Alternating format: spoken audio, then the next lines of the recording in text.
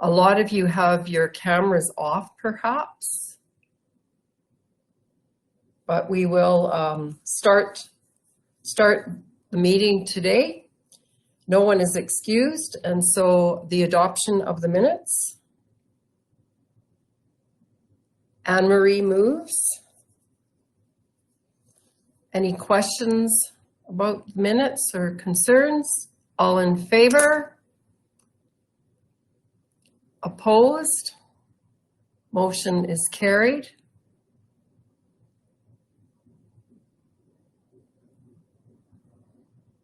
Clarence, I think, is back at his table, but doesn't have his picture showing. And Brian, so I can't see your hands to vote. So from here on in. All right, call for post-agenda items. Are there any post-agenda items?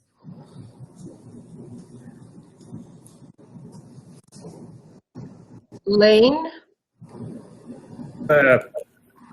In-camera matter, land and legal.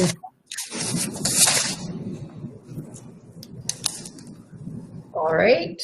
And then also sounds like there's interest in having a discussion on a letter from the city of Brooks that was sent out regarding regional specific COVID relaxations. And I see it is actually on the latest agenda, item 11.1, so thank you. If you printed off your own agenda, anyone, you might not have that. There is an item 11.1 on post agenda and a letter from the city that was sent this morning to us from Ariana shortly after 9 a.m. in case you were on the road. All right, anything else? All right, could we get a motion to adopt that agenda, please? Hubie moves. All in favor? Opposed? Motion is carried.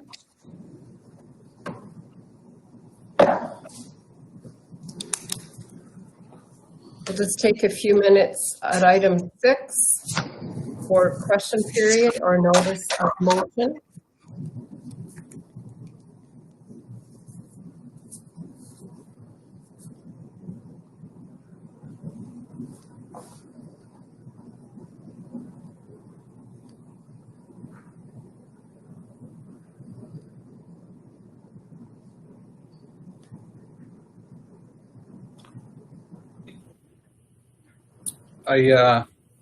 Sorry, just Todd here. I just wanted to let you know that this is one of the highest we've ever had. 24 people are viewing today on our live stream. So that's record numbers, I think.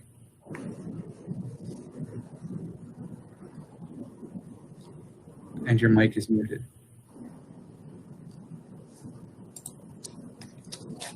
Thanks, Todd. Are a lot of those staff related? Or can you tell? It's a good question. I can't tell that.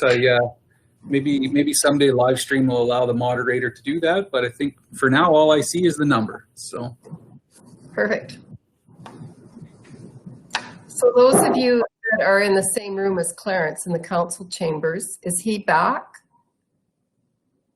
Yes, okay. So his camera is not on, so we can't see his lovely face or hand when he votes, just so he knows.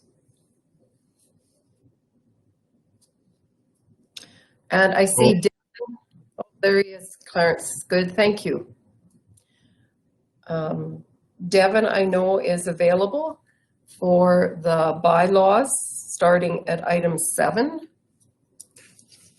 And hearing that there's no one having a question, we'll go on to item 7. Welcome, Devin. Thank you. Which one is item 7? Which was the first bylaw we're going with? Sorry. No problem. It's bylaw 21, 2002-21, weight restriction for the first reading. Okay.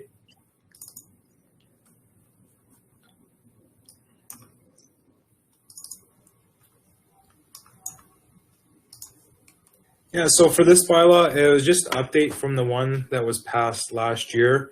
There were some changes to the Traffic Safety Act, the Commercial Vehicle Waste Dimension Regulation, which was just taking out the need for permits for vehicles leaving provincial highways onto municipal roads exceeding 17,000 kgs. So the 3-axle group units, we already allow it. So it's just changing the bylaw to update the regulation change. No change in the county end. If the council wanted to, we could proceed to restrict the weights further, but there'd be not really much benefit, and then there'd be an extra cost having signs at every entrance to the county, and then the maintenance of those signs. So that's just removing the sections. I believe you just double check.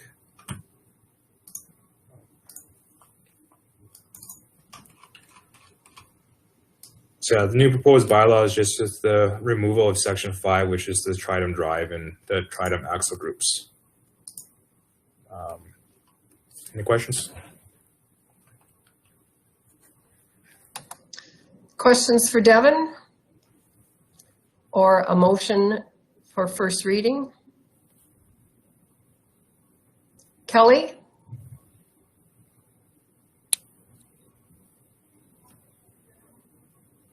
Is up for first reading? Yep, so moved. All right. All in favor? Opposed? Motion is carried. And so the next one, Devin, is Bylaw 2003-21, breach of bylaw, the penalties. And this one is also for first reading. Yeah, this bylaw, again, just updated. It includes just changes to the reflect the current version of the Municipal Government Act, and just removal of imprisonment as a possible penalty for county bylaws. Minimum fine staying the same at $200 and then not exceeding $10,000. And this bylaw is just in place for any of our bylaws that don't have a specific specified penalty section. Most of ours do. I don't know of many of our bylaws that don't have a specified penalty, but this would be in place if we didn't have that section, so we can go back and still lay fines if needed. Questions? Yes, I haven't heard of too many people being sent to jail by us, so it's probably a reasonable thing. Brian? Thank you, Madam Reeve. I was wondering where prison was for the county. Maybe it's council chambers, I don't know, but anyways, I would be happy to make a motion for first reading for this bylaw. Thanks, Brian. Any further discussion or questions? All in favor? Opposed? Motion is carried. Moving on to item 7.3, and this is the to rescind bylaw 0995, guns and firearms, prohibition of discharge in specified areas. And there are 3 readings to rescind this bylaw. Devin. Yep. So for this bylaw, just upon reviewing it, it's from my understanding, it's from '89. It includes it basically not allowing firearms to be used in campgrounds. It was in Crawling Valley, Bow City, and I believe Emerson Bridge. Our current campground bylaw already prohibits the use of firearms or any dangerous weapon to be used in any of our campgrounds. That includes Emerson Bridge, Bow City, Scandia, and Rolling Hills. The EID would have their own policies in their parks. So with that, we can create another bylaw or update this one to not allow firearms in certain areas of the county. Which with that would have to go to have the ministry responsible for the Wildlife Act to review the bylaw and sign off on it. That could take a while, and that's not guaranteed that we would get approval for the bylaw to be passed. With this one, I apologize. I didn't click inform on the public participation policy, but Lane did suggest that it is recommended that council inform its ratepayers of the change according to the public privacy policy for this bylaw.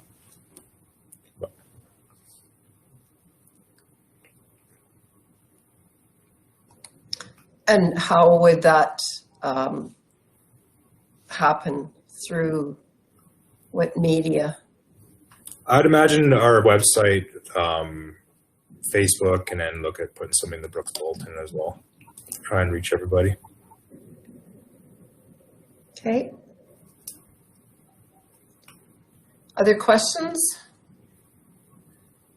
All right, we need motion for first reading. Hubie?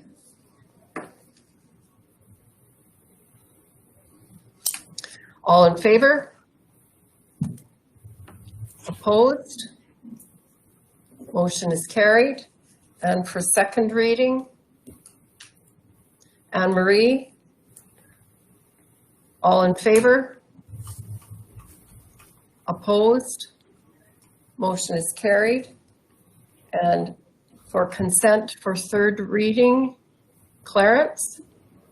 No, I just had a question. I was trying to understand what Devin was saying, that we had no public engagement, or that we did.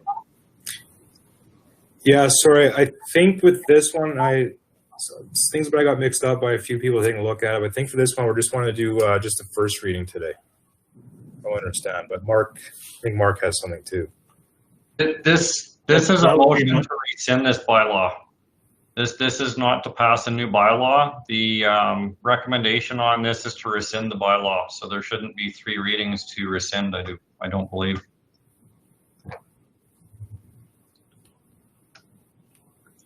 So as Devin highlighted, the bylaw has been in place since 1989, and with it had the restrictions, prohibitions of discharging firearms in campgrounds and other county land and stuff. There are other bylaws that can be afforded to that using the Petty Trespass Act and things as well for anybody on county lands. Campground bylaw already prohibits firearms to be discharged in the campgrounds. Petty Trespass Act, so anybody that's in a county gravel pit or anything looking to discharge a firearm, we've already got those posted as no trespassing. And if an officer had to report to something like that, that individual could be charged under Petty Trespass Act and or other acts available to our officers. And with that, because of those other legislative opportunities for officers, the 1989 bylaw is not necessary, and we're looking for a motion to rescind.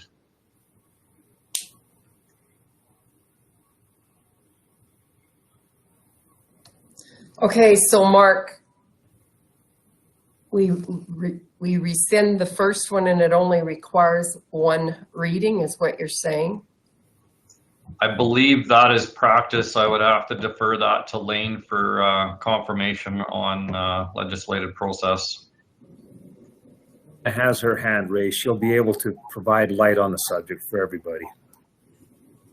Ariana? Lane can also correct me if I'm wrong, but I think you need to rescind the bylaw in the same manner in which it was passed. So the 1980 bylaw received 3 readings, so I think we have to have a rescinding bylaw with 3 readings as well to rescind it. You can't just do it with a motion.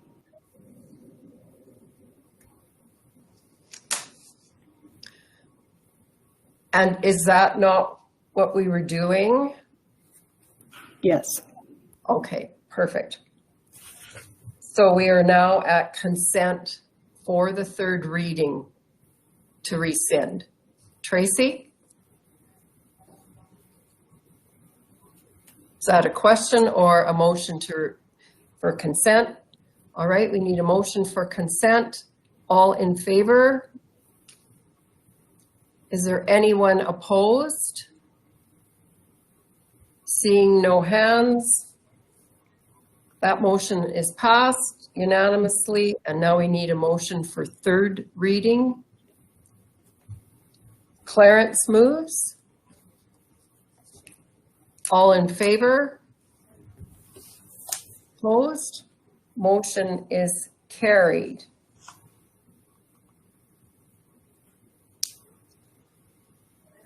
Now, does that complete all of the motions that are required in the ask today, or is there another motion in there that should be receiving first reading? All good? Cover everything, Molly. Just wanted to make sure everybody understood we were rescinding the bylaw with the motions. Okay. And not replacing it. Correct. Correct. Perfect. All right. We will move on. We have an 11 a.m. delegation. I believe that's all for you, Devin, today, is it? Yes, it is. Thank you very much. Thanks, Devin. No problem. Thank you. Okay. I'm a little confused here. Are we doing 911 now, or should I leave that? Lane? Proceed with that one. Okay, so we are at item 911 then, administrative business. The appointment of the Chief Administrator Officer. Lane. Thank you, Madam Reeve. So this is a significant and important day for the county. Certainly not an event that happens very often. I think on behalf of staff, we express appreciation for the leadership and the guidance that Kevin has provided for a number of years for the organization. He has certainly been stellar in his role, and we have all been the better for the service that he has provided, and certainly appreciate that service that has been given so willingly. With his announced resignation, it is time for council to formalize the appointment of a new CAO. And again, speaking on behalf of council, or on behalf of staff, we certainly support fully Matt Fenske in stepping into the new role that he has been approved for, and we support him fully in his efforts. Two motions are required from council at this time. One is to proceed with the formal appointment of Matt as the CAO for the County of Newell. And the second motion is to have him assume the responsibilities that go with that role when it comes to being a signing authority for the financial affairs for the county. So with that being the case, two motions from council would be in order at this time.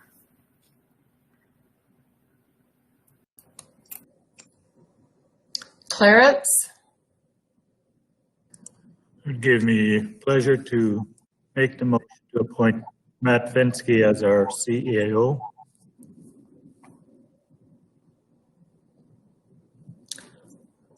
Any further discussion? All in favor? Opposed? Seeing no one opposed, I think I can call that a unanimous motion. Is passed. And for the second motion, for the signing authority, Tracy?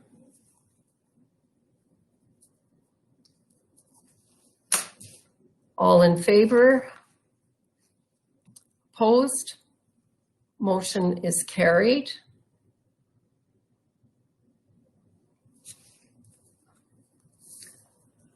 All right.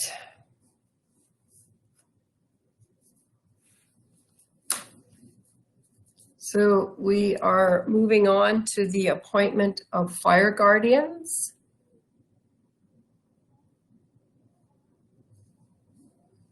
something we've done every year for a long time. There's a list of them there.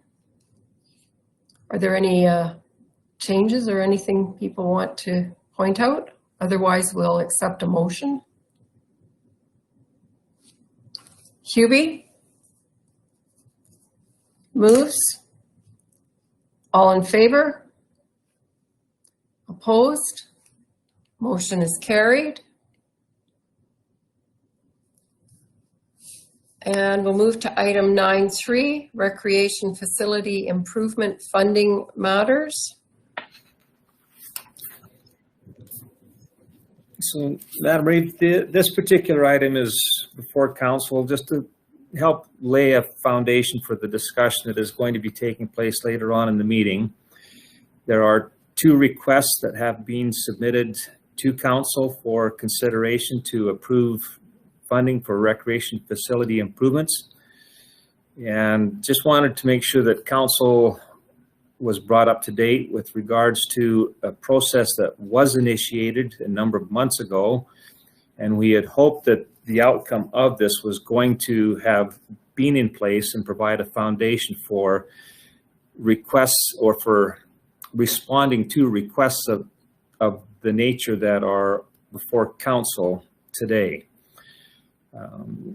We're unfortunately not in a situation where the outcome of this community engagement process has been able to provide a framework for council to consider applications. But notwithstanding the fact, there is a need for that organizations have for consideration to be given to projects that are on the drawing board. So you are going to have an opportunity to consider 2 applications today.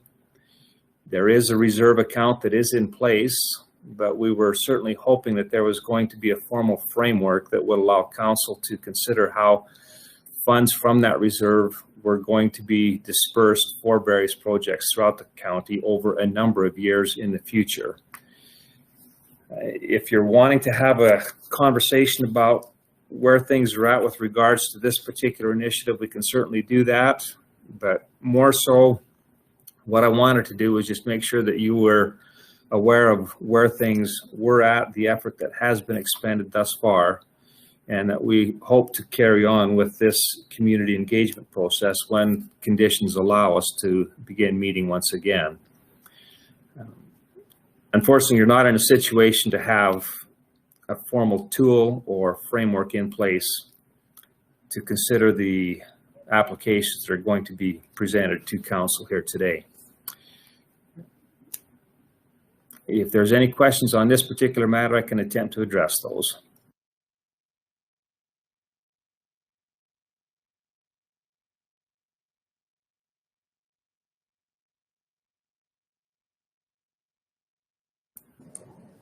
You're muted, Molly.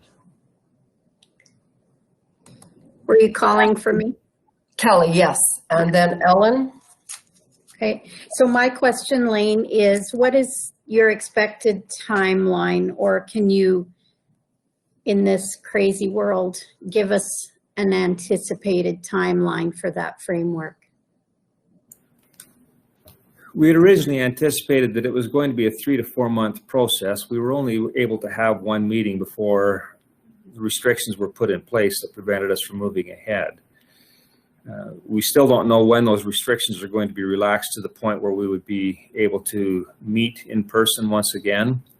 So I would expect that we're probably looking at 3 months as a minimum before we would have something concrete come out of that process. And that would be 3 months from when the process can be initiated once again. So when you say, Madam Reeve, just a follow-up question. When you say 3 months from initiation, so does that mean these are face-to-face meetings? You're not doing any attempts at online meetings? The first one was a direct face-to-face discussion, and certainly feel that that is by far a better and preferred way to continue the process.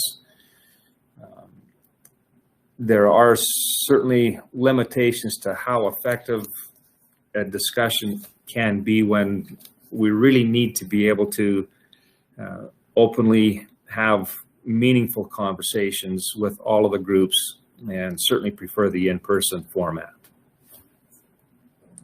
Thank you, Lee. Ellen? That's exactly the question I was going to ask, if there was any consideration given to do it online via Zoom. So, but obviously you just answered the question. Thank you. Brian? Well, and I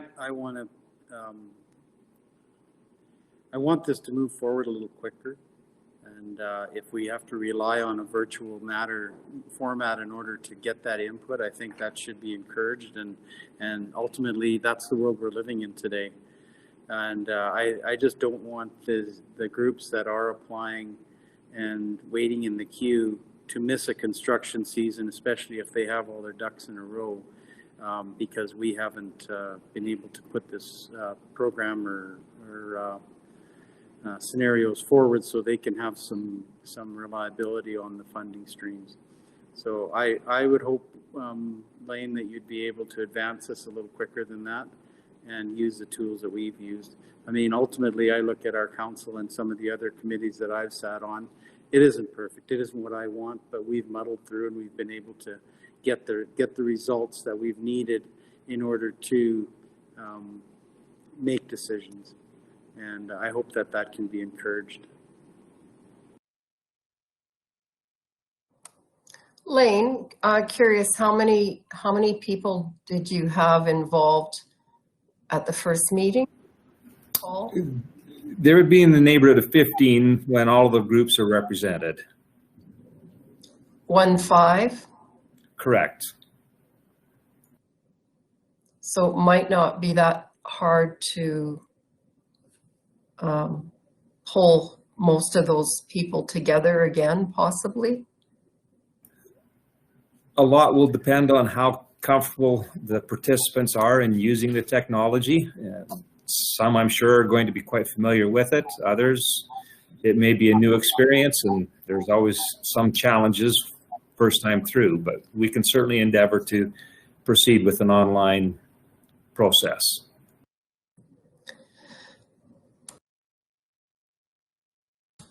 Perhaps because it's not a huge number, it could be a combination, even like we're trying to do today. It'll be interesting to see in the next week or so what the government comes up with for announcements. I think everybody's anticipating something for next week, or maybe the news media just has us anticipating, but whatever the case, I guess it would be great to be able to move this forward a little bit faster. Maybe we as a council could have a bit of a discussion on it as well after we go through the process today.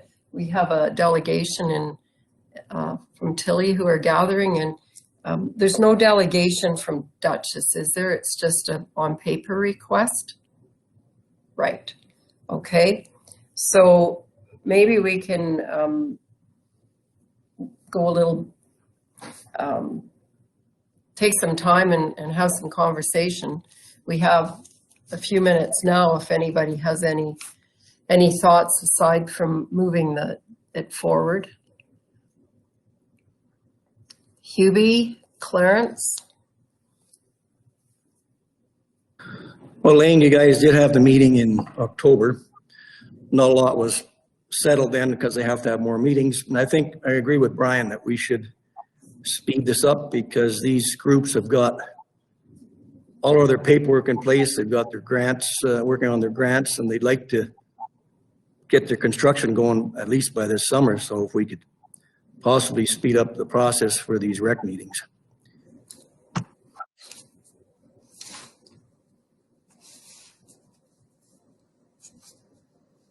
And I think Lane has heard us.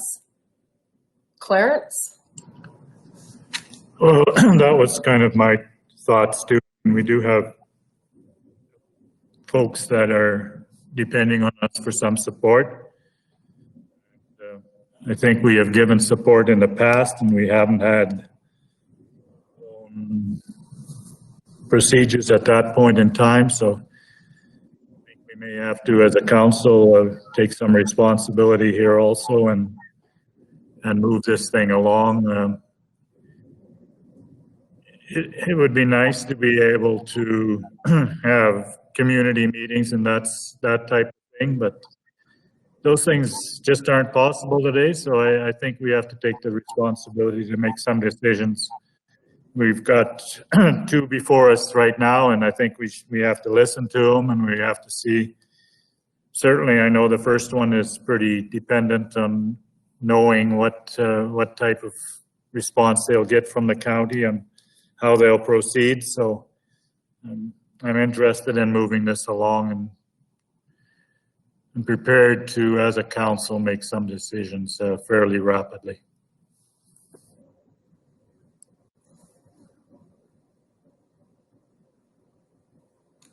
Lane? So having placed this report on the agenda for council consideration, we're not suggesting that council isn't in a position to go ahead and make some decisions if you feel a need to do so now. We were hoping that there would have been a tool in place that would make that decision-making process easier, but it's not to say that you can't make some decisions, notwithstanding the fact that we haven't got a formal tool in place. We just want council to be thinking that and aware of the fact that whatever decisions you are making now are likely to set some precedent, and in the absence of some kind of a formal manner for accepting, reviewing, and making decisions on applications, sometimes those precedents, there's consequences that often result from precedents that are set when you haven't got a formal process in place. Definitely. Anne-Marie? Yeah, my first choice would be to have a policy in place so we can be kind of consistent, but it can't take too long. We have to get this in place soon because these are two that came in today, but there might be more coming. So we need to get it in place.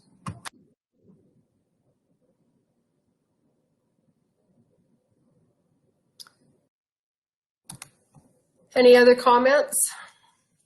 I think we can listen closely today and might help us understand what sorts of decisions we're facing and precedent versus policy and how the two will have to mesh together somehow. Possibly with some extra caution for a start. That doesn't mean it can't be changed as we go along either. Are the Tilley folks all here and online? I know that Brent is, and I don't know if there's others who are going to be here. Brent, welcome. Can you tell us, is your whole group available? No, I don't see him here. Stephen Scandrup might be here, and Leslie Burton should show up. Leslie's with the curling rink, and Stephen's with the, Stephen as well should be here. Okay, well, we'll wait. There's no big rush. We'll go on to item 9.5, which is the update to our Regional Assessment Review Board. So Brent, you get exciting things in the meantime. Okay. With this particular item, it's a fairly simple change that we're proposing. When the Regional Assessment Review Board Clerk agreement was first established, the partners consisted of the county and then the three smaller urbans. The city of Brooks at that time had made arrangements to just have that service provided internally within their organization. What that means is that we only had one trained clerk that would provide services for 4 municipalities. And what is proposed is for the agreement to be expanded to include the city of Brooks. It would make possible for city staff as well as the trained county staff member to serve in the capacity of a clerk for the Regional Assessment and Review Board. The agreement can be adopted through a simple resolution.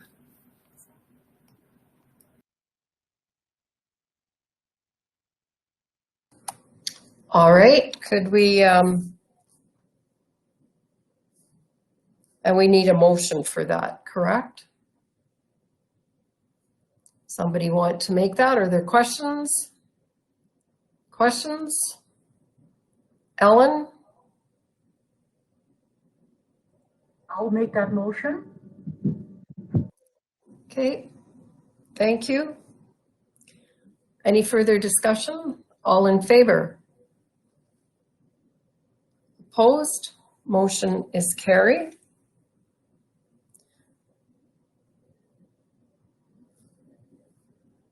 So I'll just whip back to the Tilley group. Are we still waiting on another arrival? Sorry, I just reached out to Stephen to see if he was signing in. I think he probably will be soon. Leslie has joined us now. Okay, yeah, perfect. We'll go on to item 9.6, council boards and committees discussion. And I think, is this to do with what we eliminate from? Well, this is follow up from a request that was made during the last organizational meeting where council suggested it was appropriate to spend some time going through each of the committees and determining whether or not we should be looking at reducing the number of committees overall that council is participating in.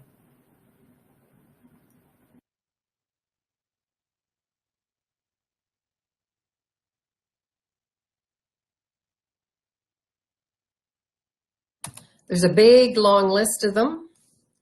One thing I thought last night going through them is it might be less daunting to sort of in the future to have a list of the committees that are just there in case of need.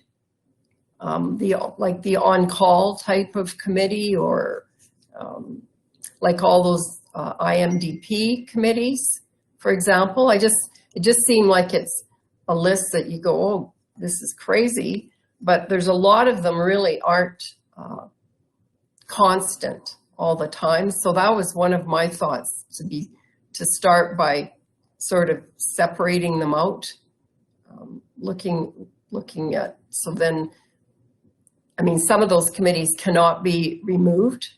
They have to stay there, but they also are not heavy-duty committees with commitments because they're as needed. So that might be something for the future. Okay, I'm sort of being distracted here. Apparently, it is just going to be Brent and Leslie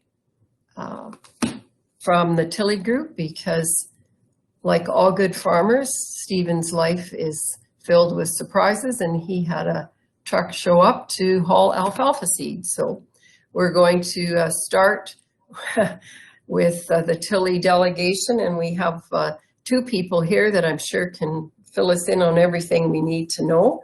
So welcome, Leslie and Brent. Normally we would sort of do a bunch of introductions and things. You've had a chance to probably sit and study your computers or your laptops to see who's here. There's quite a few people from our staff, and there are all 10 councillors here today. And so just maybe quickly, I'll just ask Div 1 to say hello. Good morning, Leslie and Brett. Clarence Amlin from Rolling Hills. Div 2. Good morning, Leslie and Brent. Nice to see you again. Div 3. Good morning, Anne Marie Phillipson, Patricia area. And Div 4. Wayne Hammergren from Division 4, Scandia, Rainier, in Bow City. Nice to have you here. Div 5. Leslie and Brent, Tracy Fife from Division 5, and Castles, Antelope Creek, and Lake Newell Resort areas. Div 6. Morning, I'm Kelly Chrisman. I'm from the west side of the county around Bassano. And Div 7. Hello, Leslie and Brent. I'm Ellen Andra, and I'm from the Rosemary region. And 8. John from the Duchess area, Div 8. And we'll go to 10. Good morning, Lionel Juss from Division 10, which is north and east of Brooks. Thanks, everybody. And I'm Molly Douglas, and I get to chair a whole bunch of meetings. That's part of the Reeves duties. And I'm from Div 9, the GEM area. And this is always a good exercise to just remind people what division they're from, because sometimes I pretend I'm from Div 6. Welcome, Leslie and Brent. And we'll just let you start off your presentation. We do have some of the information for sure with us as well, just so you know. That sounds good. Yeah, thanks so much, everyone, for giving us the time to present to you today. We really appreciate you being able to listen to what it is that we're trying to accomplish in Tilley. I just want to make sure that we're under the understanding that this is the Tilley Curling Club's proposal. They have done the work in preparing the estimates for the work that's ahead. And we thought that what we wanted to do at the Curling Club, instead of replacing 2 plants, which is probably a definite possibility in the near future in Tilley, we would like to be able to leverage funds for the projects and work together with the Tilley Arena, which is a Tilley Ag Society. So in our proposal, we have included the estimates that we gathered for the Tilley Ag Society side of the project as well. So we're basically coming at you as 2 associations trying to work together within the community in order to, like I said, leverage funds. I think that it's better if we can work together and save what would be in and around 400,000. So if I will, I'm going to share my screen and I will go ahead and present to you what we are trying to do here.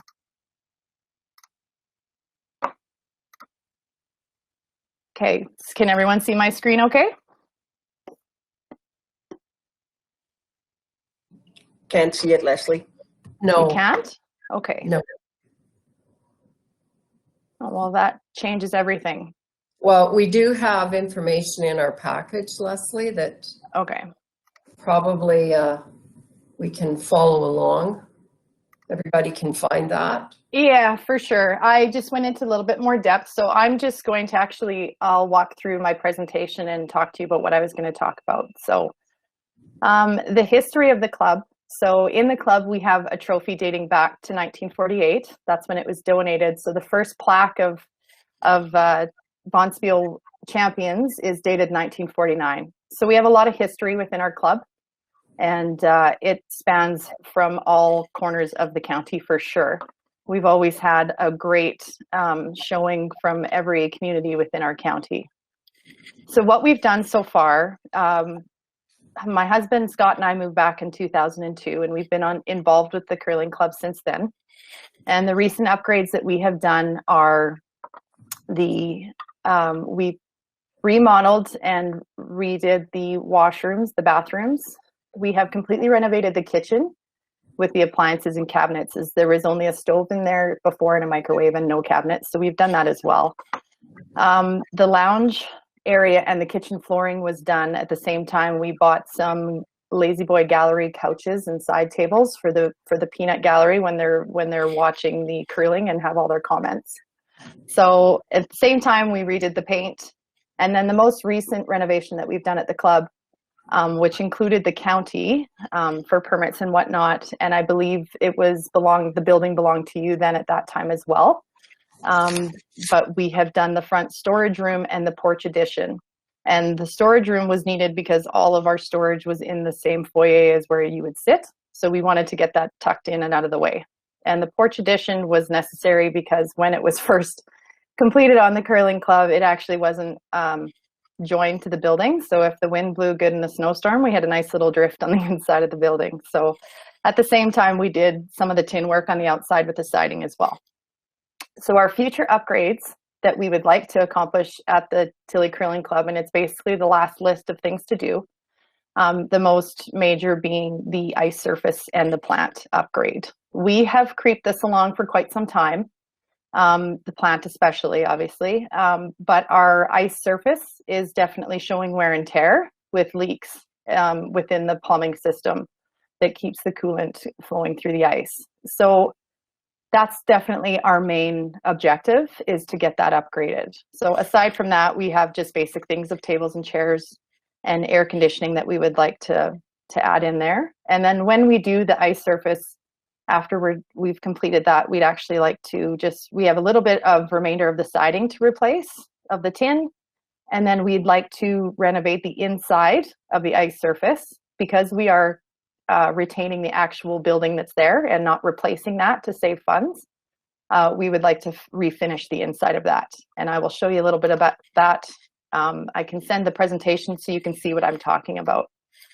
So what we do for our community, in the past, the 4-H has worked the kitchen during the Bonspiel. Because the kitchen is funded through AGLC funding, we can't actually make a profit off of that. So we allocate that out to nonprofit groups that would like to raise some money. So in the past, the 4-H has done that. They have also collected the bottles from our Bonspiels, and they use the facility for their meetings for the Tilley 4-H Club at no charge.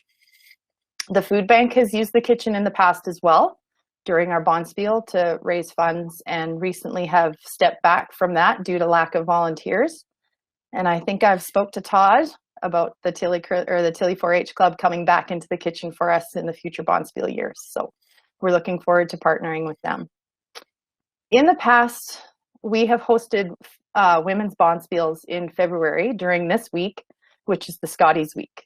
On the Sandra Schmerler Day, where they take donations, you can send in your donations, and there's actually a club competition. So for 2 years in a row, the Tilley Curling Club was the top club in Canada for donations because we ran a women's Bonspiel. And with our donations, we were able to receive tickets to the Scotties Tournament of Hearts for the next year that we could use to raffle off as a fundraiser. So aside from all of that, we have the school that comes over to use the kitchen for cooking classes. And they also use the facility after we are done our first New Year Bonspiel, which is the first week in January. They come in and they will use it for phys ed curling for the remainder of the next month and a half until we shut the plant off in mid-February. We've had youth groups come in the past, such as Brownies. We provide junior curling events such as the Rock and Pop. We like to have a fun adult Bonspiel in February to close off the plant, and it's called the Rock and Rye. So we like to host a Rock and Pop for the kids in the morning and the afternoon so that they can come in and throw some rocks, learn how to curl, have some fun, grab some pizza and some pop, and everybody walks away with a trophy. So they love that. We've provided the facility in the past for memorials for the community. If anyone needs a memorial, we'll provide that as free of charge. Community events, obviously we have lots of bridal showers and baby showers and birthday parties. And then we've also been taking part in some fundraisers within the community to give back. We have helped host the Prairie Girls Gala. 2 years, the 2 years that they were in Tilley. We would provide the liquor license for the Prairie Girls Gala. And as well, we also rented the hall for them as well. So with the volunteers that we have on our board, Byron Graham is from Rainier. And I wanted to just say, I think our board is really unique because we have 3 of our executive members are originally from out of town. 1 has now moved to Tilley. But the other two are still out of town, and they are very active within our club and very supportive. So they make the miles to come over to the club and do the work. And I just think I wanted to make a note of that, because I think it's really important that you understand we have young 20-year-old active members in our club in this community, and they're from all over the county. So Byron is our president. Like I said, he's from Rainier. And then we have Miles Nassy, who was originally from Bazzano, lived in the Scandia area, and now is residing in Tilley as well. He's our vice president. We have Dennis Unruh from Rosemary, and he is our secretary. And then we have Scott Burton has now come on as treasurer and taken my place from Tilley. And I think it's also important to note that Scott is a very proud third generation volunteer for this club, who is also including his daughters as the fourth generation. So there's a lot of Burton family years within this club as well. So it's pretty near and dear to our heart. And then I'm on the board just as the club manager. So I take care of all of the bookings and whatever else that needs to go on there. So in my presentation, I have some pictures here of the volunteers doing their work, the curlers that we have, showing the curlers from the county of Newell and beyond. So we have curlers that come from Lethbridge, Medicine Hat, and then every town in the county is usually represented at our bonspiels. So I just think it's an amazing amount of support that we grab from the community. We like to try and give them a certain environment that's a lot of fun, very relaxed. It's great for new curlers. Whether you're young or old, you can come to the Tilley Curling Club and you can come into the bonspiel. You can curl against people that may be competitive curlers, but everyone has the understanding that we're all there for a really good time and a lot of fun. So it provides a really nice, relaxed atmosphere for everyone. So the issues that we're having with our curling club is with the ice surface, obviously. There's a lot of inconsistencies. So the plant has been failing on us over the last 10 years or so. Even since I was first back in 2002, we had issues with it. And the inconsistencies is that it won't hold temperature, or it will just completely shut off and not kick back in, which melts our ice. So that, in all honesty, consumes so many hours of volunteer time that's not necessary. Those guys put in a lot of hours to go in, check ice, make sure it's still running, check the plant, and whatever else. So the issues that kind of arose that really gave us a red flag was that we started having cancellations. So we had to cancel school curling, and we also had to cancel, this was in 2019, we had to cancel the school curling. We also had to cancel the final game in the middle of it in 2019 because the plant shut off and we could not get it running.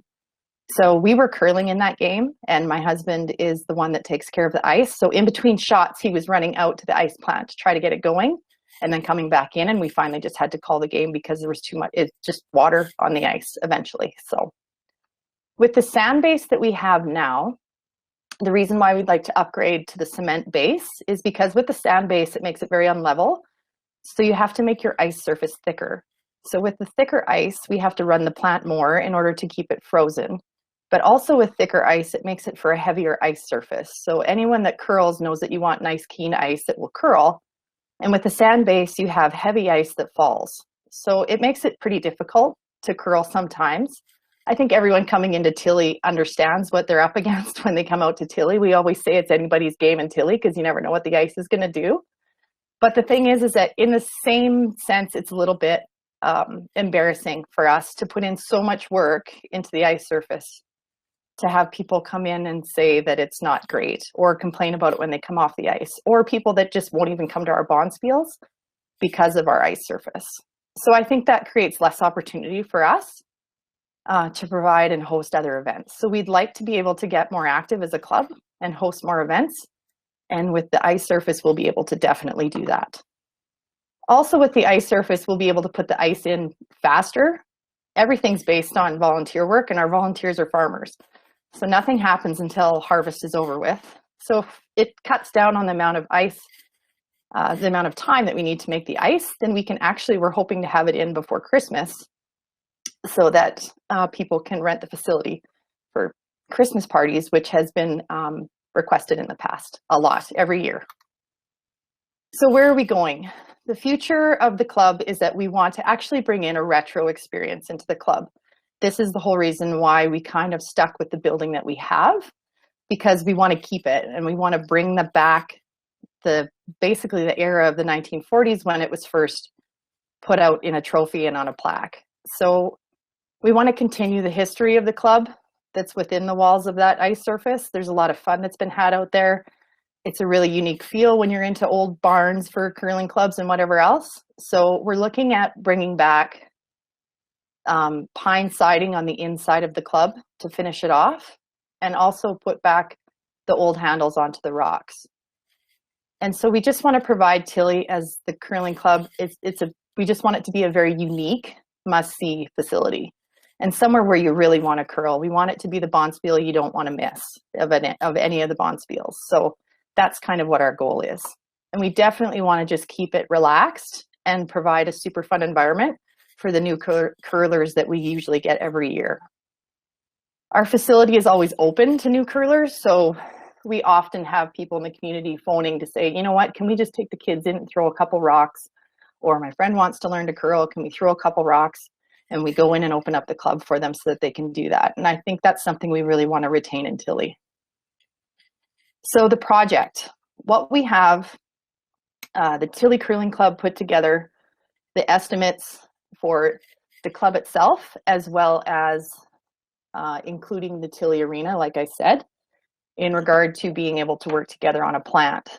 So if we don't have the funding together as a full project, the Tilley Curling Club will look at just proceeding ahead on its own and having the ice surface replaced and repairing the ice plant. So the ice surface itself, as you can see in the project proposal, was $294,662. And that's through Brysand Ice Arena. Now the ice arena, Brysand is the same company that did the ice surface in the CRA. So they're a very well-known, reputable company. Frey Consulting, this is Dan Frey from Brooks. He is our ice technician, and he has estimated a $48,000 plumb in to the Tilley Arena. So that is taking our ice surface and plumbing it into the ice plant at the arena. So our other option right now is just to repair the existing plant, which would be in a cost of around $10,000, and that will creep us through until we have to replace our plant, which would be $398,000. So that's what we're trying to save by working with the arena and including them in our project proposal, sorry. And the last that you can see is the Norseman Metal Supply quote for $43,050. And that is for a storage facility on the north end of the curling club, because currently right now, the ice technician, the janitor, and the recycling storage is all in a very small furnace room. So we would like to be able to provide that storage room on the north side so that all of the ice utilities, the equipment and everything is stored on the north end, and then that gives us room for the furnace room to just be the recycling room and any type of janitorial storage. So our contributions. We have many volunteers that are ready to help out. So that would be in regard to putting up the pine siding on the inside or anything like that. Welding, whatever else. We have lots of people who are ready to volunteer their time. The EID has also contributed a gift in kind of doing the groundwork in between the curling club and the arena. So that cost can be covered as well, as it's not included in the estimate from Frey Consulting for the tie-in. The curling club currently has $21,875 of AGLC funds put aside. We have an agreement with the AGLC in order to allocate any funds that we have coming in from the casinos to the project, so they can be held together and don't have to be spent within the time frame that's usually allocated on those funds. With that, we also have less than what we had hoped for. Obviously, with COVID, we have missed 2 casinos now. So we were hoping to have about just over $60,000 there. And as well, we also have less because we've had issues in the past few years since the roads were paved in Tilley. We now have sewage water seeping into our sump in the curling club. So we've spent about $10,000 on repairs there, getting that cleaned out and repaired and fixed. So we are currently applying for the Co-op Community Spaces grant. And that grant is in and up to $150,000. And in the grant application, it states that if you are working with a municipal government, that if we can provide the grant application with a letter of approval, that the county will accept funds on our behalf, then that is part of the application. So I would like to be able to quickly move forward on that if possible, because the deadline for the application on that is March 1st. So I'm not sure if that's something that's possible. Otherwise, we'll just have to move forward on that on our own without that side of the application. There's a 24-month deadline for the completion deadline for those funds. And then the other grant that we are going to apply for is the Alberta Facility Enhancement Program. So that is a matching-based grant. And that is anything for small projects, it's 0 to 125,000. And for the large projects, it's 125,001,000 up to $1 million. But like I said, it's a matching-based grant. So I think that's a fantastic opportunity for us to be able to take advantage of the funds that are available there. But that means that we all need to be working together in order to have the funds in place. So the deadline for that is June 15th, and then we have a 30-month completion deadline on that. So the issue that I think that we're facing mainly is that is it the chicken or the egg? Because in order for us to be able to provide our project proposal to the county, it's been noted that you would like to see the funds in place before you will contribute the county funds to the project. But we're also in the position of not being able to get the grant funding without funds in place either. So we're just trying to move forward with this project. We're willing to do the work, and the curling club is well prepared to work with anyone to make this possible, but we just really want to get it moving forward. We've had a year here where we have had no activity in the club, and we want to take advantage of maybe being able to start the renovations on the club with that going on. So thank you for your time. If you have any questions, please feel free to ask, and I am more than willing to answer. Are there questions for Leslie? Kelly. Thank you, Madam Reeve. Thank you for that, Leslie. Very, very good presentation. I do have questions. You talked about quite a history around this building.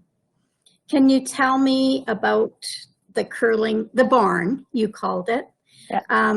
What is the age of that structure, and have you had a report, an engineer look at the roof and the life span of that roof going forward? We did have Norseman come in and take a look at it when we were first contemplating replacing the entire building. So, but just with Norseman looking at it, they said it looked great, in good condition and whatever else. But that's something that we can definitely look into if you would like an engineering report back on that, for sure. Nothing that we have in hand though.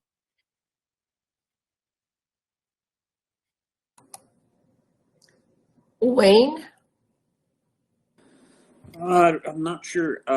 Is it possible for the county to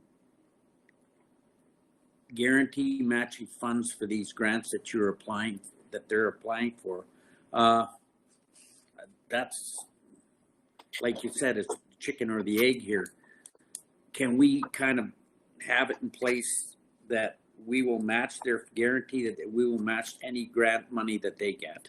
Can we do that? It's definitely something that I can phone the grant foundations on and talk to them and see if that would be something that we could provide, for sure. It would be nice if we could, for sure. But for that one, you don't have a lot of time. March 1st is what, Monday? Yeah, it's quick. It's ready to go. I just need to include the letter of support, basically, from the county. Thank you. Clarence? Thanks for your work on just trying to have some type of recreation facilities in Tilley, Leslie. I know it depends a lot on volunteers. when I look at my question, I guess, is how many members do you have in the curling club?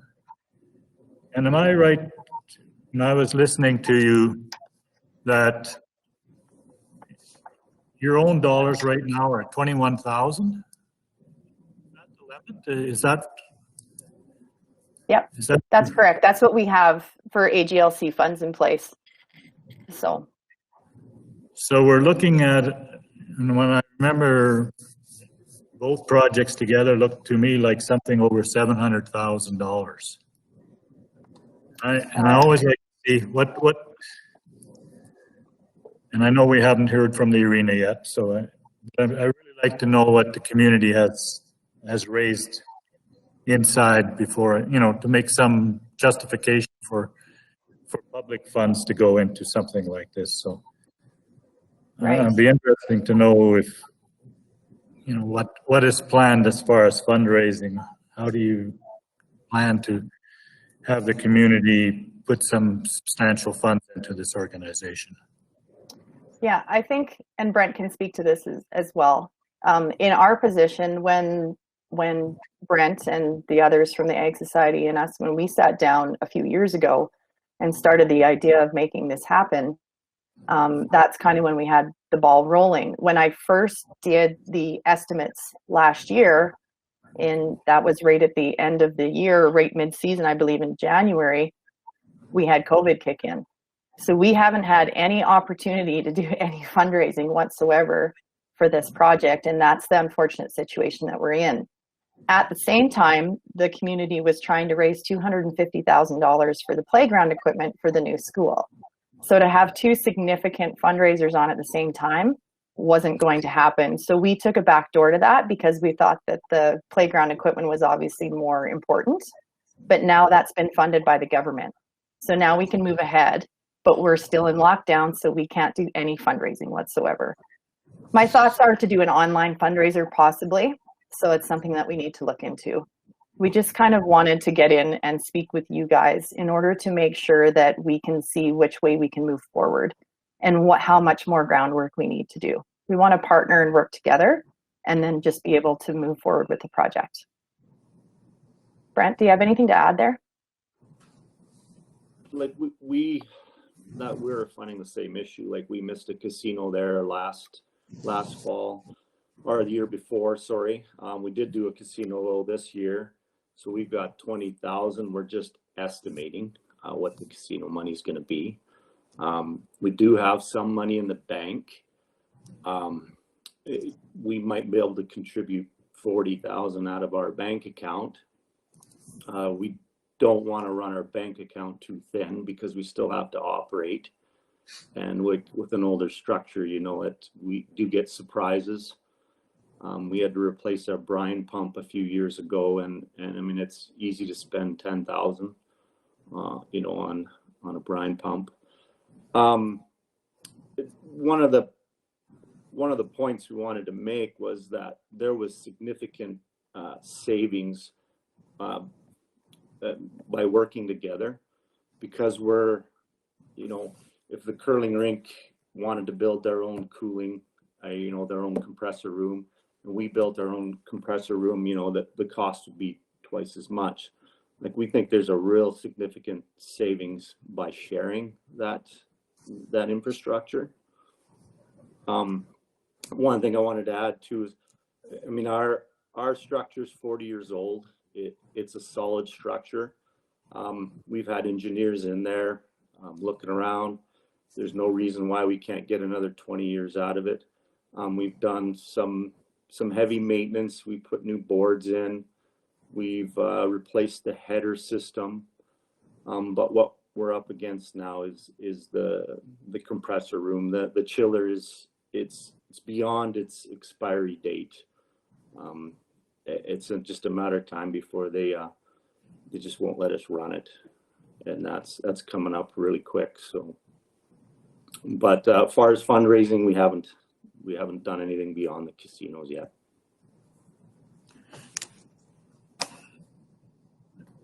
The one question I also had is, how many people are curling in Tilley, Leslie?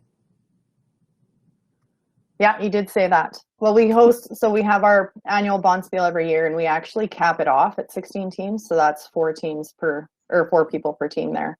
So that's our main amount of curlers that we have coming through. We also have curling during the week that would consist of probably 4 teams that get together every once in a while. And then we have the curling, the Tilley school curling, and that's all of the students from the school. That's also been opened up to Alcoma and Rolling Hills as well.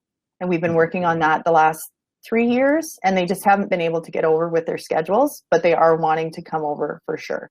So that we're trying to schedule in as well with the Tilley curling or Tilley school curling. And then we have the junior curlers that come in as well.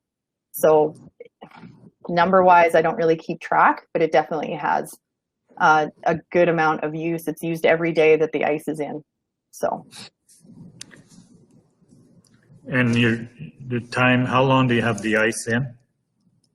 We start putting it in December so that it's in for the start of January for our bonspiel, which is the first full week of January. So in and around, it's always usually in for January 1st. And then, but the cooling system is turned on in December, right at the start of the month. And then we make the ice over the course of the month and then have our bonspiel the first week in January. We usually have our fun bonspiel. Our rock and rye is usually the second weekend in and around Family Day weekend at the curling club or the week before. And then we make sure that the school has got all their curling completed, and then we shut the plant off. It's quite costly to run the plant, so we try to run it as efficiently as possible. So do you run it for 2 months, basically? 2.5. Okay. 2.5 months. Yeah. Thank you. Yeah, you're welcome. It would be longer. Keep in mind, though, if we can have a more efficient system and be able to put the ice in sooner, then, I mean, if the use is there and we can run some more bonspiels, then we would probably look at going towards the end of February into March, possibly, depending on what those costs are. But it would definitely be less than what we're at right now. Well, it certainly, I mean, you know where I'm coming from. I know what happened in Rolling Hills. I mean, there just weren't people curling anymore, and that's a problem. I think everybody has a little bit. That it's not as popular, and so we have to make those judgment calls. So I was just wondering, how active there still were people that were really active, and it really depends on your own community. Rolling Hills, we couldn't do it anymore. Just wouldn't. So that's why I'm asking the questions. It's totally fine. Support. I will say with that comment, though, that you should know that the majority of the curlers in Tilley are in their 20s. Well, that's good. That's good. So the bonspiel crowd that we have coming in, and I will credit that to the 3 guys that are on our executive, for sure, because them wanting to be involved with the curling club has just brought in their whole group of friends. And it's exactly what we wanted to happen in the curling club, and we've achieved that. And I think it's something to definitely be proud of, because if we go to other bonspiels and other curling clubs, people are wearing Tilley Curling Club hoodies.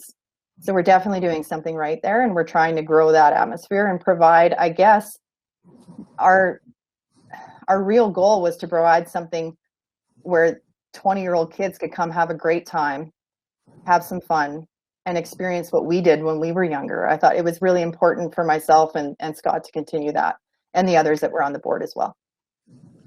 No, and we thank you for trying to do that. And I know it's open to the entire county as well. So, I mean, and there will be people coming from other areas. I know that. Yeah, lots actually. Yeah, we have a really good representation from Bazzano. Lots of young guys coming from over there too. And Duchess as well. I'll take Wayne and Hubie and then turn it back to Brent, because I'm sure he has more to say. Well, my question is for Brent. I was wondering, when do they open up the arena? How many people are using it, and how late do you run the plant there? Maybe I'll just intervene here. Are there any more questions regarding Leslie's presentation then? We'll get all of them out of the road, and then we'll move on to the arena. Okay, Wayne? Ellen and Hubie? excellent, informative presentation, by the way. I just had one question for you, and missed to write it down. The grant that is due on March the 1st, how much was that for? Up to $150,000. It's their choice to allocate what they do to the project, but you can receive up to $150,000. Okay, thank you. You're welcome, Ellen.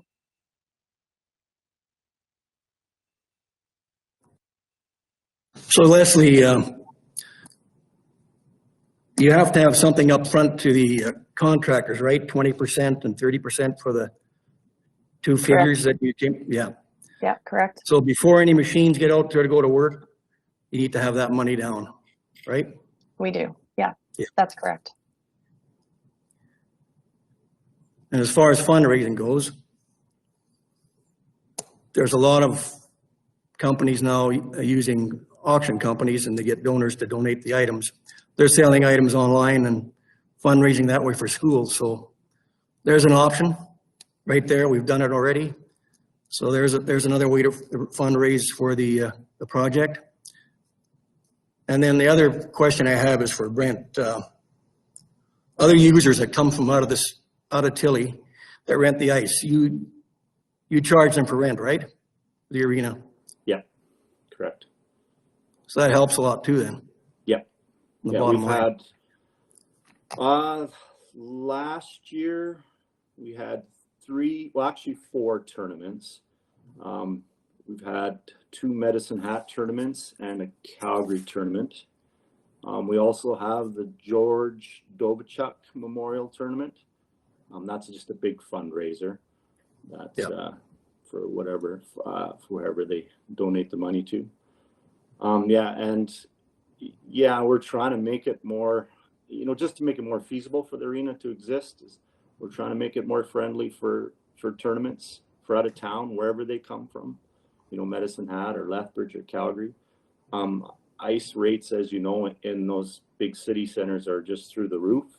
So they find it way more feasible to come to a small town like Tilley and rent our ice for the weekend, and then they, stay at hotels in Brooks and fill their restaurants. So we think it's a good fit. And we usually put the ice in around Thanksgiving. We get our big group of volunteers that come in, and we put it in usually around Thanksgiving, and it'll stay until March sometime. It just depends when Brooks Minor Hockey's, they're a big user. So when they're done with it, usually the George Memorial, that tournament is usually the last thing that we hold, and then we take the ice out then. So as far as who's using it, we've got the Pond Hockey Association uses it on the weekends. We've got Tilley Hockey Academy uses it in the afternoon, a couple days a week. And then Brooks Minor Hockey as well uses it for practices in the evenings on the weekdays. And then weekends, they can fill it up with games as well. Of course, this year it's all different. So. Right. Also in the summer, there's been a few occasions that like the community will use it, like during Canada Day or we've had a couple times or 3 times a farm safety program has been held there. So, yep. Okay. Thank you, Leslie. Thank you, Brent. Brent, do you have other stuff you want to talk to us about? That pretty much sums it up. Leslie did a super job. Just the biggest point is we're working together and we're doing this like I think it makes it way more feasible because we're working together. I think you guys can see the cost savings there. So thank you. Anne-Marie? My question is for Leslie. Thank you for the presentation. That was excellent. I have a question about operating. So you have about 20,000 in your account. So before COVID, your costs were always covered by all the events you had, but not a lot of extra money that you could put away. Is that a right assumption? Yeah, the AGLC funds were always used for renovation costs. So we've always allocated those between towards the renovations that we've wanted to do in the curling club since I've been there anyway. We've always had to provide the 5-year plan as to what we're going to use those for, right? Because there's stipulations on what you can use your AGLC funds for. So the 21,000 that's there is strictly for the renovation. And then our operating money is actually all of what we use. We use it specifically. It's down to basically the last dollar of what we ask for through the rec board. So that's our operating money, is the rec board funding, and then the AGLC funds is for the renovations to the club. Right. And to add on to that, the school kids come in, do they pay for the use of the curling rink? No, we do not charge any youth groups really at all. We want to promote that within the school. We want to work with them. So if they use it for the kitchen or if they use it for the curling, we do not charge them. No. Same with the 4-H. So I think it's important in small communities that you support your youth. I mean, that's the way I grew up. So that's just, I mean, it's kind of the way we've gone with that. So, and everyone's appreciative of it. And I think for what you would get back by charging for that amount of use it's not, I don't think that's feasible and good for your community at all.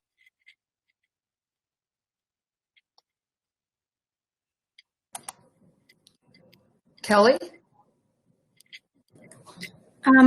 I think Brian has his hand up before me, Madam Reeve. If you would take his question, then I would like to pose a question. Thank you. Reeve, thank you for the presentations. I think it was very informative, and I guess where my question is going to lead you is probably in a different direction, and that's in the future. As far as where do you see putting money away for the amortization portion of what your facilities are costing? These facilities always have to be replaced. I think that's one thing that's jumping out at me, is that you don't have enough money in place. I think your strategies have been very well thought out when it comes to the youth. I'm not so sure I would agree with the way that you've operated with the adults. I think that you needed to have more money in place in order to replace some of the capital costs, to at least receive some of the support. When I look at the way that other arenas in our communities and other curling rinks have operated, I think there needs to be, they're all over the board. Some give their ice away, some charge significant. Halls are the same way, and we need to get more of a consistent cost that's going into, so that the community, the people that are actually using it, are taking some of that responsibility for funding the capital end of it. I do support what you guys are doing. I think that, I want to make that very clear. This joint putting an ice plant in for 2 facilities is very wise. I think that's a smart move that should be replicated in a lot of communities, and I commend you for that. I guess I'm just struggling with how you would view, if you would to receive this funds, to move forward so that you could at least put some capital aside. I have another question, and it's for you, Leslie, as far as the funding, and it's very specific to that grant you're looking up against in March. Can we provide a letter for support for that grant without actually having a commitment for dollars? Because I think we need to have the dollars argument. I'm very willing, as one member from council, to provide you with that letter if it would help your cause, without having the dollar figure attached to it. Thank you. Yeah, the way I understand it is we just need, basically it's a letter of support saying that they are willing to work with us, and if chosen for the grant application, that you would be willing to, the way I read it was, accept the funds on our behalf. So that, and I guess in regard to that, we could state that you're willing to match whatever that they bring forward. So we could propose it that way as well.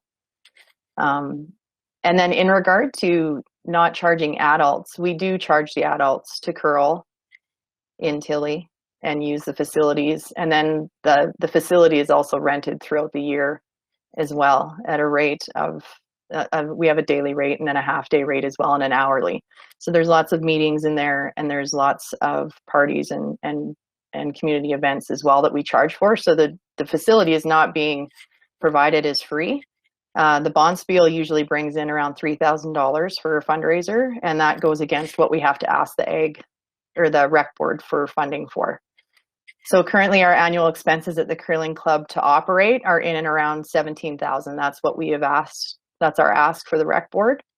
And so everything that we have for the rentals and the Bonspiel are always averaged out and put against our ask for the rec funding. Just so you know, wanted to clarify that.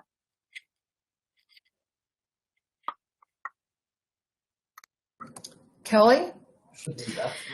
My question was similarly around, because you've talked a lot about demographic of users, but I'm interested in knowing the amount that they are investing. Have you done a cost comparison or looked to other communities, what they're charging, or have you talked about user pay system or getting closer to a user pay system?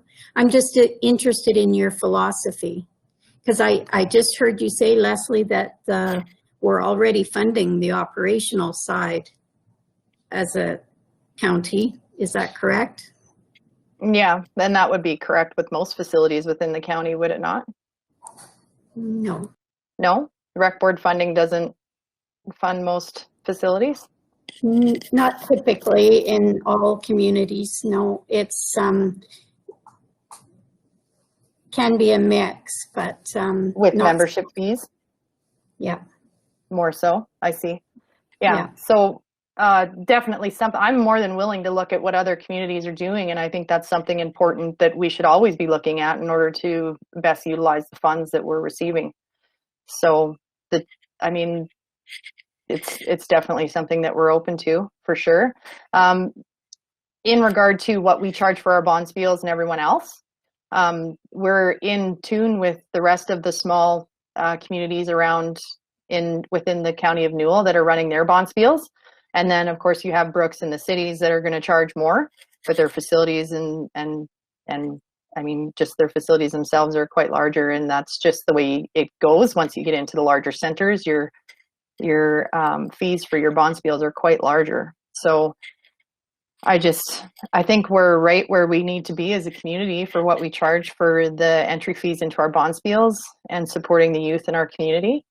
In regard to better leveraging the funds from the rec funding and whatnot, we're definitely open to something like that. And I know that with the people that we have involved in our club, that they would be more than willing to help us with that as well. They're always willing to give in more funds whenever we host events, and they're always attending those events as well. So I think it's important to know that we try to really bring a community feel with the Tilley Curling Club. We will have our Bonspiel, and then we have a community dance on the weekend. We have silent auction items throughout the week and live auctions and whatever else. So we do a lot of work in regard to raising funds. And so I think with that, if we are able to host more events, we have more revenue coming in. So and if you have a better utilized facility with more use, then that's something where you can probably promote more of a membership base. So with the fees, definitely something that we're always open to and would like to get to. We just need to get there.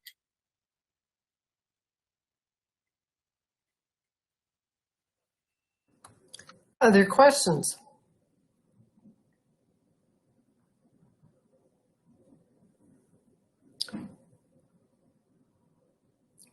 I don't see any other hands up. Brian? Yeah, sorry, I forgot to ask this question when I was on. I meant to inquire to you, Brent, what you actually do charge out of community for your ice for hockey tournaments or games when they would come to.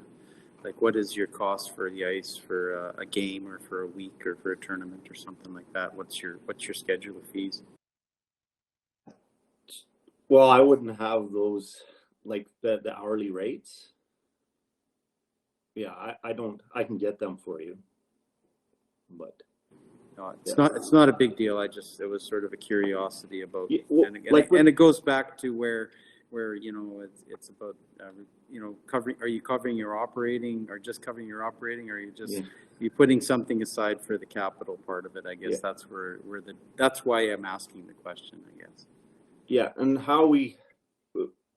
what we do is we compare ourselves to Brooks and surrounding communities when we come up with our hourly rate, and that's what we feel like. If we're more expensive than in Brooks, well, then it's less likely people will come out. So we're usually pretty similar to Brooks rates when we charge Brooks minor hockey to use the ice, and then the men's teams usually can get a little more out of them as well. So, but on the other side with the hockey academy, we give them a reduced rate a bit because they, you know, it's, I don't know, we support them, I guess.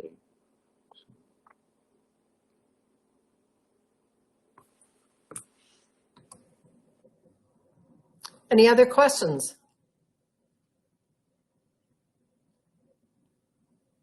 Hubie?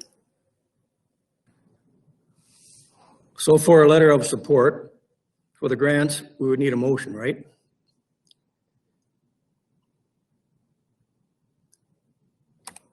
Yes, we would need a motion.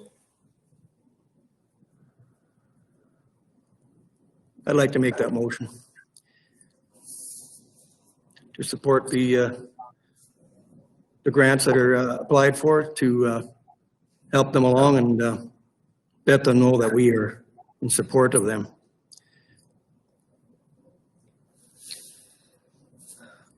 We probably would need separate motions for different grants as we move along. So the one that is that you would be referring to, I guess, would be the March 1st discussion, and I'm not quite sure what we settled on and how that support, what the motion would be saying. Anne Marie? Yeah, I'm a little hesitant too, UB, because we can give a letter of support, but we cannot put a money figure on it. So you cannot use the term matching funds. You cannot put an amount down. So you kind of have to think about how you're going to phrase that motion. Which we could talk about later as well. But I think it's important we get the information. Leslie, is there something you could provide to us? Like, yep, guidelines? Absolutely. And you've probably been working with Lane. Is it Lane that set this up today, or who? Yes, that's correct. So I'm just going to sign in to the actual grant right now and see if I can't pull up specifically what that says for. It would probably be good if we had that information so it's more clear what we're doing here.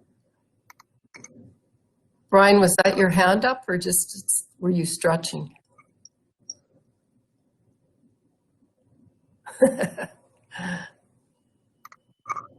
Other questions? Kelly?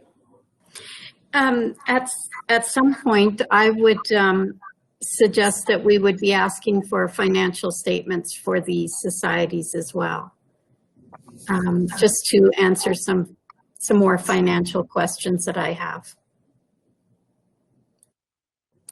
Yes, that's a pretty standard ask.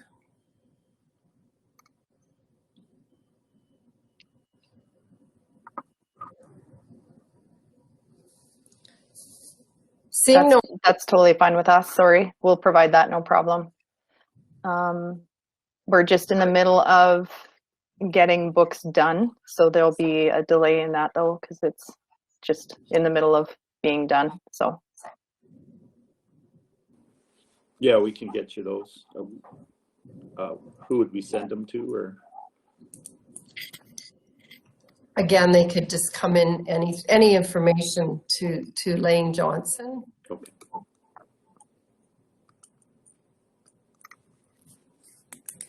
Any other questions for these folks who have been putting together all this good information for us?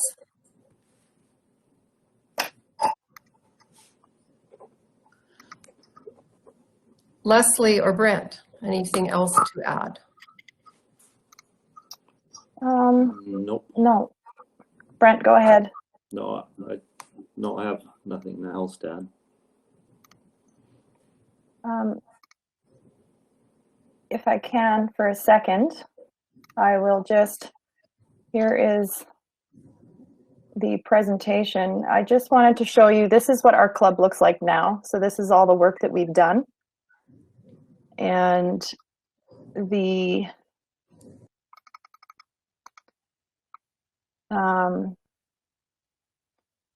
I just wanted to show you what we're actually looking at. This was here, you can see the pipe break, that was in 2019, and you can see the sand surface on the right there. Can you guys see anything? We're not able to see whatever it is you're trying to, Leslie. Oh, never mind then. Sorry, I thought I had it figured out to show you what our inspiration was for the curling club, so I will just leave that then. My apologies. No, that's unfortunate. Pictures always are great. Yeah, for sure. Oh, that's okay. I'll forward the copy of the presentation so that you can look at it and look through it and see what we're actually looking to get towards. That would be great. Wayne, you had your hand up. Yeah, just another question for Leslie. In the last 5 years, just an estimate, Leslie, how much do you think the Tilley Curling Club has spent on renovations and put into their club over the last 5 years? Well, it's every year and a half for the casino funding, which is in and around 18 to 20,000. So we have our last one spent, so there would be 2 other ones in there, so 40. So, and some of that, I think 10 of that was towards trying to get the issues figured out with the sewer water seepage into our building, which was rectified by capping off our drainage. So we've had that expense and issue to deal with, but I think the biggest thing for us is that we've really tried to promote and provide a really nice facility for our community to use, whether it's curling or not. So, and it does have a lot of use that way. And I know it's really appreciated when people walk in and speak about how nice the curling facility is and the lobby facility. Lots of kitchen use. So it's a really good community hub and we want to keep it going. So, and I think it's important on the county side of things, considering that belongs to the county. So the upkeep and effort that goes into that is to the benefit of the county as well.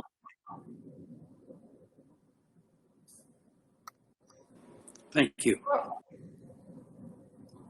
Thanks, Wayne. Did I answer your question, Wayne? So somewhere in and around 40 probably? Yep, that was very good. Thank you. Okay. So Leslie and Brent, thank you so much for taking your time to do all of the stuff that you do in your community and to be with us today. As you can tell from the questions, this is a discussion that is huge for all communities these days, all areas of our, I'd say of our provinces across Canada, because I'm surprised your arena isn't called a Centennial Arena because there were so many of them built back in 1967. And we all know the costs of these facilities are huge. They're important in our communities. The dollars are always in demand and sometimes hard to find. So that's the sort of stuff we started a big discussion on some time ago, and unfortunately we got stopped by COVID as well.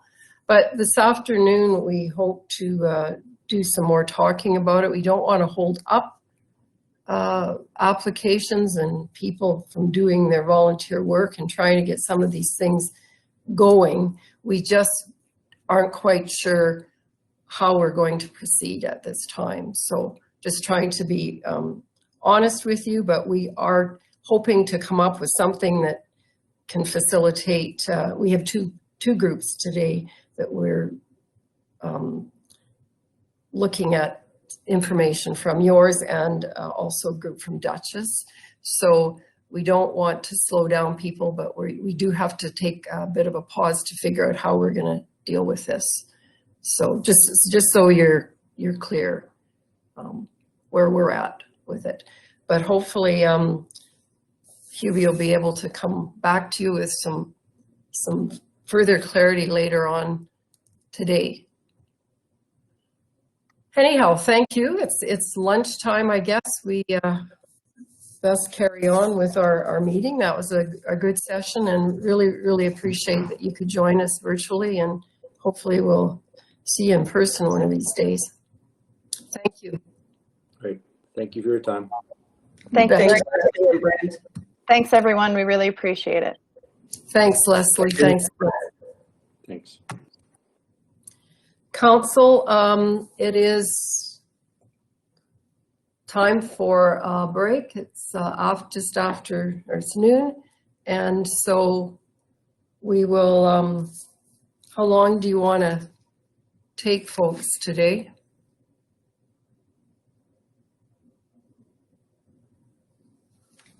Depends on what we get for lunch. Big question. Ariana, what's for lunch today? It's Brooks Hotel sandwiches and soup. Okay, soup and sandwiches. So how about we gather back at 12:45? 12:45? Thank you, everyone. And all that he is leaving behind in the county for us all. And it's a pretty amazing legacy.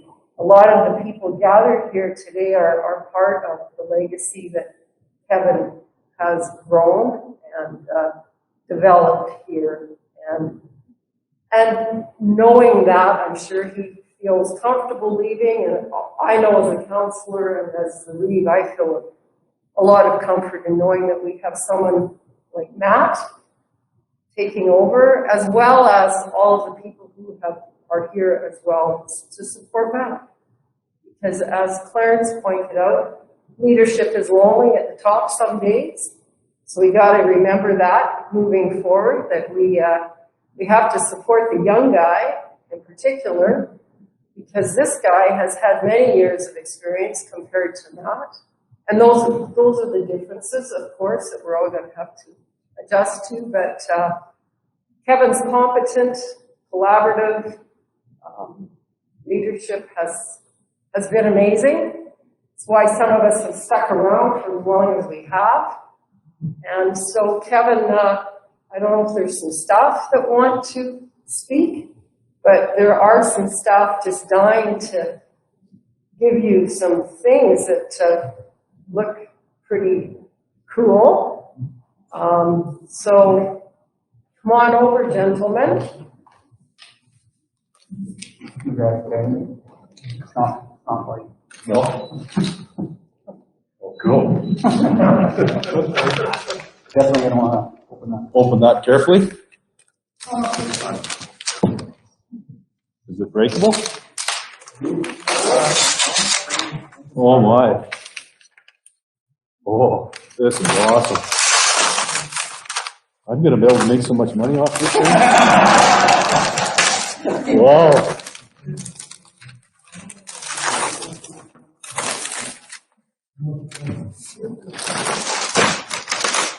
Oh. Got it really taped up.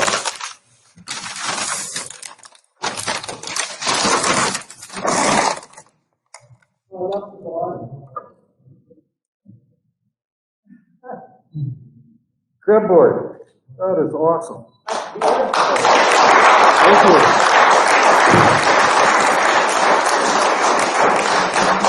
Couldn't have done that.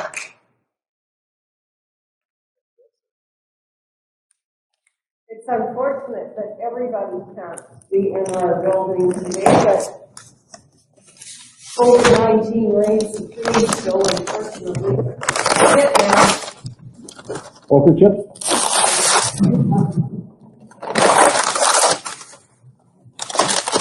Because come Monday, I'm gonna need a second income. We could meet at 10.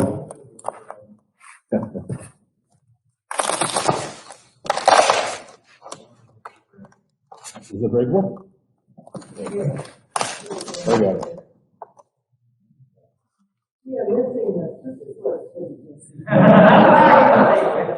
A hammer.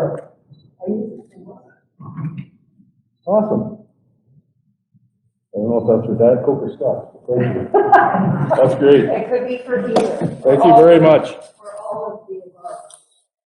That's great. Anybody want to say anything before Kevin says anything? Oh, you quiet staff member? Oh, there we go. There's Martin. Well, I wouldn't want to take away too many staff members, but I'm the only one here who has worked with it. Oh, you can. Martin, do you want to come up here? Because I think that's the only way this camera is working here, I believe.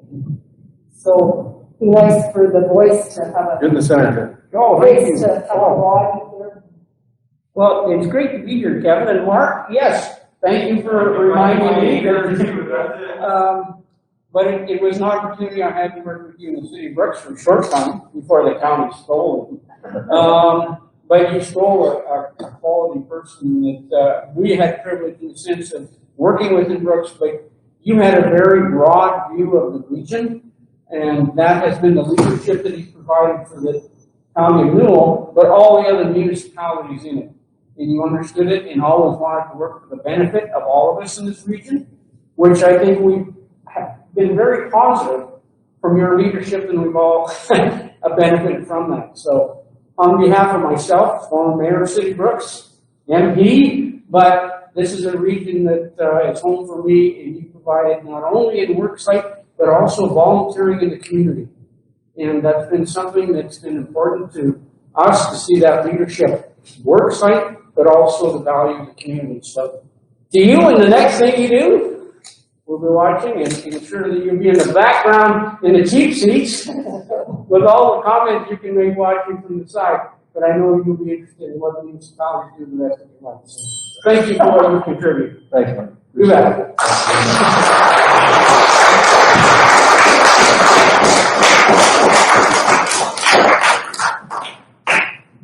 Anybody else? Well, I don't need to come up here, but Kevin just started a month or two before I was elected councilor. Over there, so we see the voice.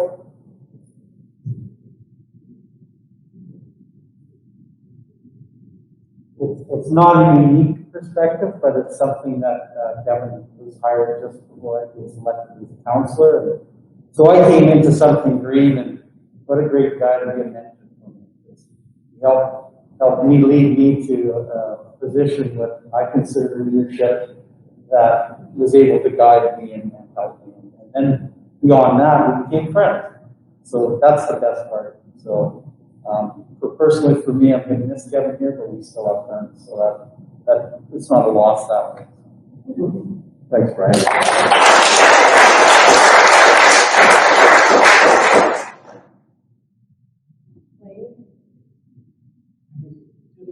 Couple of comments. Kevin, I want to first thank you for your leadership. When it comes to the role of parents, I'm going to just draw a bit of an analogy. The one thing that parents can give their children is roots and branches. Roots that keep them grounded, branches that allow them to go out beyond home.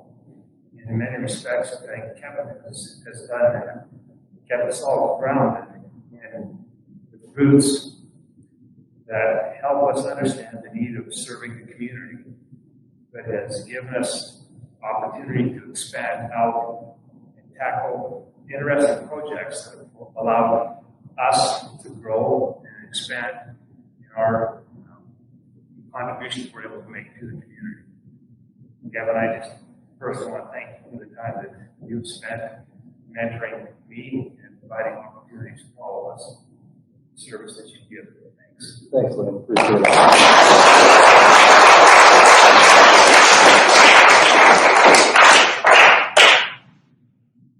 of knowledge in this guy's head, eh? Like, we never had a question that we just couldn't fire out and we had an answer. Usually you didn't have to look it up either, and it was always right. I mean, a lot of people have answers. Not always accurate. So, Kevin, yeah, we're gonna keep having parties for you. So this hasn't ended. This isn't over yet. It's not really over so we can get together in a bigger group and enjoy ourselves outside even. So anyhow, we'll end it for today, and I don't say anything, Kevin. Up to you. Sure. Well, thanks very much. It's a surprise to see everybody here. I knew when I came in my cowboy shirt this morning, I smelled the rat, so I went home and changed. I've always been good at smelling the rats, for the most part. Yeah, so no, it's great to see everybody. It's too bad circumstances aren't better. Obviously, this change is maybe a shock to the public and some people that weren't internal, but internally it's been planned for quite some time, or worked on being planned for quite some time. So being an election year, it's important that our new young gun here can get his feet settled before the new council comes in, so that he's able to separate in them. Obviously, experience is a big thing in running municipalities. Everything that I've accomplished in life, I've been in 4 different municipalities. It all revolves around the people, the staff, and the public. It doesn't matter whether you're big, small. Those are the 3 pillars. And when I was fortunate enough to be approached to come here to help the county, they had a lot of turmoil internally. It wasn't a work family. It was like the Hatfield and Coyce in some areas, and the people just weren't happy.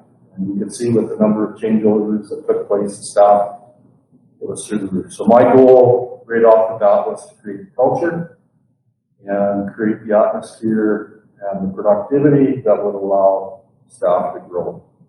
We had exciting projects. Council was supportive. I can remember changing our systems over, building a new building, putting the water project in. Those are all things that highly excite me. I'm not interested in writing a bylaw that puts a 10% penalty on overdue water accounts. That's not me. So big ticket items is what I was interested in. The region was a big part of that, and I think obviously council supported it. But when I look at us, our track record, I've said to council before, we've been number 1. We are number 1 in my eyes. You look at our expense growth from 2009 to 2019. Little County is the only one else in the province that has less expenses in 2019. Northern Lights is the only other municipality that's ahead of us on less depreciation. But the worst part is that we handed out $95 million since 2019 to the region transfers organization. Whether it's assisting provincial paving, water project paying for pipelines, helping our organization, sharing our MSI money. And I was a big part of that, and I'm proud of that. So we've been able to manage our expenses. We have the water project. No other municipality has real water to this extent all the way through the boundary.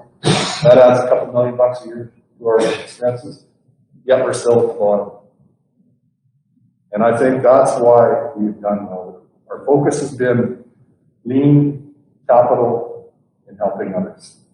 And I hope you continue with that. You've been a great group. I'm going to miss you.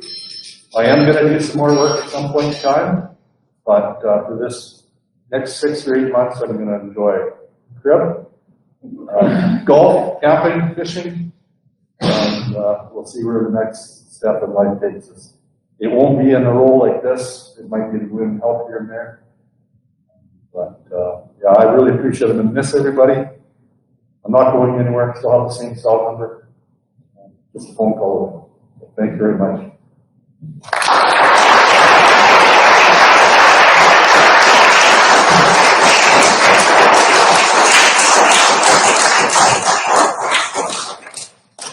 It really does echo, doesn't it? It sounds like there's thousands of people in here. There should be, Kevin. There really should be. Thanks, Kevin.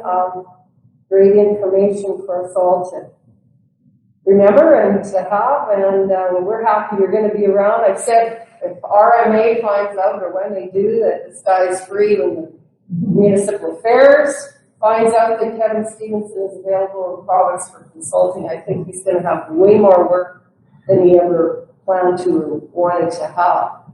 But their gain will certainly be our loss. But having said that, Matt, we are ready to take on whatever comes along. So Gotta get a photo here. yeah, come on up here, Matt. Yeah, you get the punch.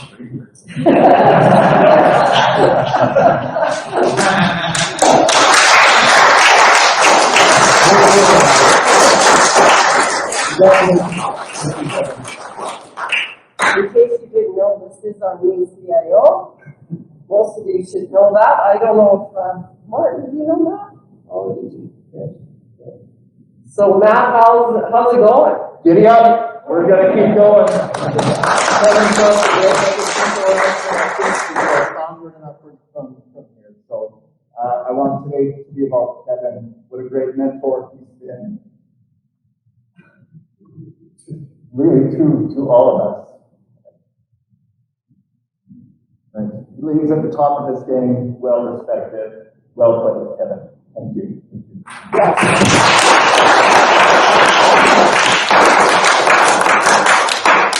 Well said, and I think we just leave it there. Thank you, everyone. Thanks for coming. Appreciate it. Hanging around for the rest of the day? Yeah, as soon as Matt tells me I can go home, I'm going home. Okay.